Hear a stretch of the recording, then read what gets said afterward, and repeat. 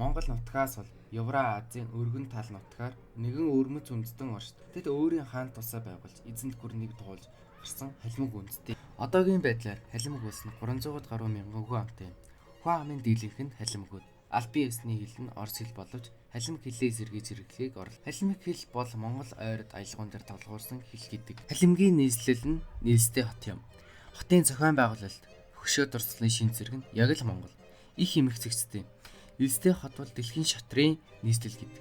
Шатрын ордон байдаг. Шатрын долол зориулсан туцаж жижиг дүүрэг хот байна. Халимаг улс нь 13 мужтай. Тэр бүгд нь Монгол нэртэй байдаг. Баг дүүргүүд, их буурал, цоохор гэх мэт. Газар усны нэрэнц ч гэсэн Овс, ховдод байдаг нэрүүд бүгд байна. Улаасны үзүүр хар ус, цагаан аман гэх мэт Каспийн тэнгисийн ирэг дээр ижлээс дом мөрний хооронд өдгөө халимгууд маань амьдарч байна да. Халимаг улс маань нефт болон байгалийн эхийн асар их баялагт.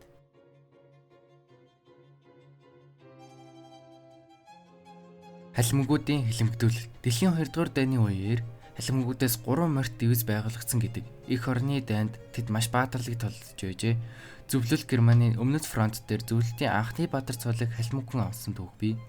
1943 он хүртэл 20 гаруй зөвлөлтийн хүндэл баатар цол өгсний 11 нь халимаг хүн байдаг. Гэтэл Сталины алдартай зайлаг гарсан. Халимаг, Чечен, Татар зэрэг улсыг угсаатных нь хөвд тараах, Сибирь рүү байршуулах бодлого явагдсан. Хамгийн түрүүнд халимгууд өртсөн юм.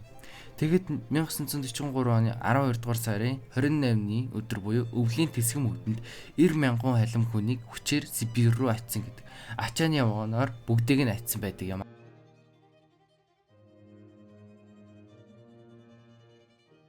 Халимаг үндэстний угсаа гаруулна донд дөрвөн ойрдын холбооноос гаралтай ба үүнд дотор торгууд, дөрвүүд гэх хоёр том овог аймагаас хамаарах юм. Дөрвөн ойрдуудын талаар дурдъя. Өөлд нэг ойрд, хойд батууд нэг ойрд, бараг бүрээд нэг ойрд. Дөрвөн анги буюу үүнд Чорс, дөрвөд хошууд, торгууд нар нэг ойрд. Торгууд дөрвөд нь болохоор одоогийн халимаг. Ер нь анхан ойрд дөрвөн аймаг салж дөрвөн ойрд гэж аймаг тогтсон байна. Тэргүүн нь өөлд нэг ойрд, хоёр дахь нь хойд батууд нэг ойрд, гурав дахь бараг бүрээд нийлж нэг ойрд, дөрөв дахь нь дөрвөн ангиас нийлж нэг ойрд. Ойрдын холбооноос яг 3 анх ойрдын холбоос чсан анхны 4 ойрд, дунд 4 ойрд, сүүлийн 4 ойрд хэмээн үздэг байна. Уг аймагуудаас дөрвдийн угсаа гарвал нь Монголын нас төвчөөний Чингис хааны дээд өвөг болох Довоо мөрөгний ах Довоо сохрон 4 хөвгөнтэй бүлгэн. Довоо сохрыг нас барсны дараа 4 хөвгөн Довоо мөрөгнийг ах гэж үзэхгүй доромжилж салж нүгд 4 овогтой болжээ. Дөрвдийн үндэслэгч нь Довоо мөргөн. Харин далай тайшийн үед Чорсоос бие салж дотроо их дөрвд, бага дөрвд, баруун дөрвд, зүүн дөрвд хэмээн дөрөв хуваагдчихжээ. Их бага дөрвдүүд нь 17 дугаар зууны ихээр далай тайш ноёдын хамт Алтай нутгаас баруун хойшилж 1630 оны эцсээр ижил мөрөнд одож торгууд, хошууд аймгийн хамт суурьшжээ. Торгуудын угсаа гарвал нь жоохон итрээтэй буюу маш олон таамаглалтай гэдэг. Зарим судлаачид торгуудыг Хрэдийн Ван хаанаас гаралтай гэдэг. Торгуудын гарал үүслийн талаар 2 дахь асуудал бол Монголын эзэнт гүрний торгон зэргүүд болох хишигтэн нар мөн эсэх тухай юм. Бие бэлэр томтой, өнгө зүс сайтай хүмүүс хэмээн тэднийг нэрлсэн нь их Монгол улсын торгон зэрэг буюу хишигтэн зэргийн үүсэлтэй холбогдож сэжмийг гаргаж ирж байгаа хэрэг юм. Монголын нус төвчний баримтаас дордвол Чингис хаан зарлиг буул руу урд биеийн аян хэвтрүүл 70 турхаг хишигтэн байсан өглөгөө идэвгээ мөнх тэнгэрийн хүчин тэнгэр газраа хүч аваа нэмэгдэж гүр улсыг шудардгаж гагц жиландаа оруулсанд идэвгээ нүдэд хишигтэн турхагийг мянгадаас ялгаж оруулахтай хэвтүүл хорчин турхаг оруулж төм дүүрэн оруулахтун гэд дөрвүүд таргууд нарын угсаа гарлыг бид мэдчихэж авлаа. Одоо тэдний хийсэн их нүдлийн талаар бид судлах болно.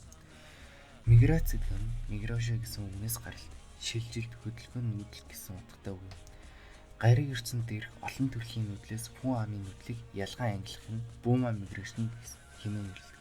Үүнд дотор нь Great Migration буюу их нүүдэл, Immigration цагаачлал, Refuge дөрөв хэсэг, Exodus зугтал дөрвөлтийн Монголын хүн амын нүүдлийн түүхийг тусгаарлан үжилсэн ангиллалд одоогоор үгүй бөгөөд ерөнхийд хүннүү нарын баруун тийш нүүдэлсэн Евразийн тийш нэг нүүдэл 13 дугаар зууны Монголын эзэнт гүрнийг тархал шинэ үеийн төвхөн дэх Монголын үндэсний тархалдгийн үед харин 17 дугаар зууны ойрдуудын нүүдлийг торгууд, хошууд, дөрвдөг ангийнхаа ижил мөрний зүг нүүсэн ихнүүд төвд хөх нуурын зүг нүүсэн ойрдуудын нүүдэл хэмээн 17 дугаар зууны ихэнх хагааст ижил мөрний зүг нүүсэн хоо орлог тэргүүдээ ойрдуудын нүүдэл 1607-8 онд Каспийн тэнгисийн ойр тойрныг хүмүүс явуулан 1628-нд нүүж эхэлсэн.